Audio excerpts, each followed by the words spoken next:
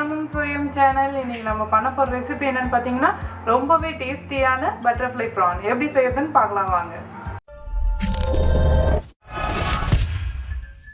Butterfly prawn செய்ய இன்னைக்கு நான் எடுத்துக்கிறது பாத்தீங்கன்னா King prawn. இத நான் வந்து நல்லா க்ளீன் பண்ணி வச்சிருக்கேன்.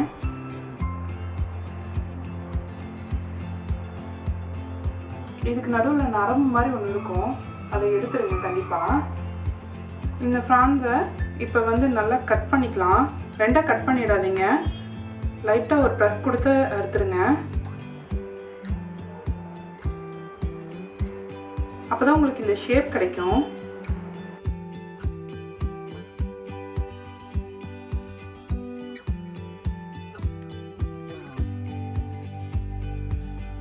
பாருங்க இந்த மாதிரி. இந்த ஷேப்ல எல்லாத்தையுமே கட் பண்ணிக்கோங்க. prawn மேல தடவை மசாலா ரெடி பண்ணிக்கலாம். அதுக்கு மஞ்சள் தூள் 1/2 டீஸ்பூன், மிளகாய் தூள் 1.5 டீஸ்பூன், கரம் மசாலா 1 டீஸ்பூன், மிளகு தூள் 1/2 டீஸ்பூன்,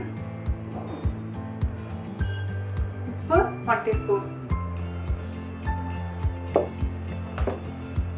இப்போ இது எல்லாத்தையுமே மிக்ஸ் பண்ணி விட்டுக்கோங்க. நம்ம கட் பண்ணி வச்ச prawn எல்லாத்தையுமே நல்லா போட்டு பரட்டிக்கலாம்.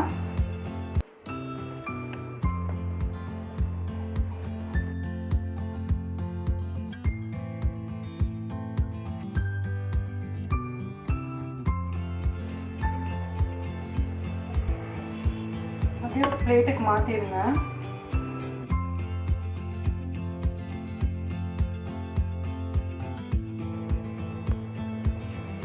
ஒரு 10 நிமிஷம் இது நல்லா ஊறட்டும்.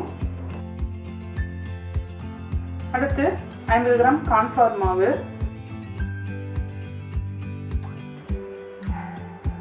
1 டேபிள் ஸ்பூன் மிளகு,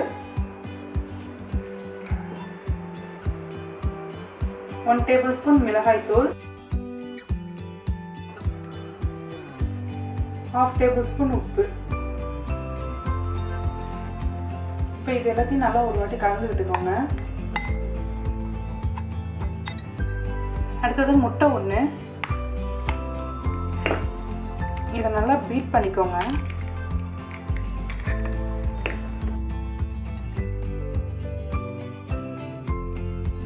பிரெட் கிரம்ஸ் 50 கிராம் எடுத்துக்கோங்க. இப்போ பாருங்க நம்ம prawn நல்லா ஊறி இருக்கு.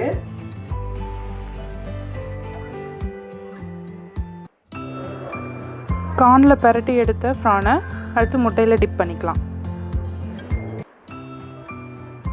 நல்லா 2 சைடும்.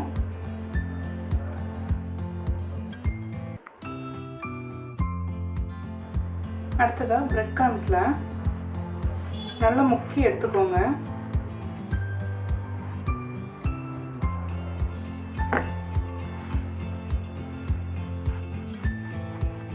இதை நல்லா அழுத்தம் கொடுத்தாதான் அதே ஷேப்லேயே இருக்கும். அவ்வளோதான், ரெடி ஆயிடுச்சு. எவ்வளோ அழகாக ரெடி ஆகிருக்கு பாருங்க.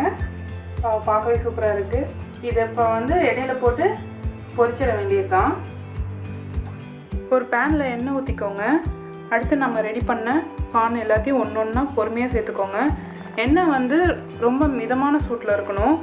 ரொம்ப ஹீட்டாக இருந்தால் தீஞ்சு போயிடும்.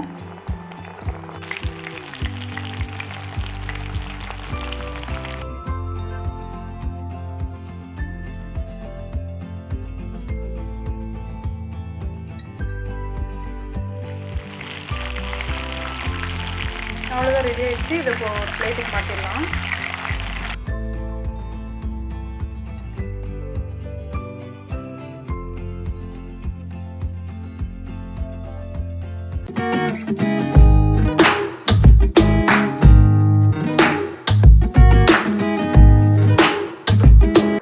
பட்டர்ஃப்ளை prawn ரொம்பவே கிறிஸ்பியாக டேஸ்டியாக இருந்தது.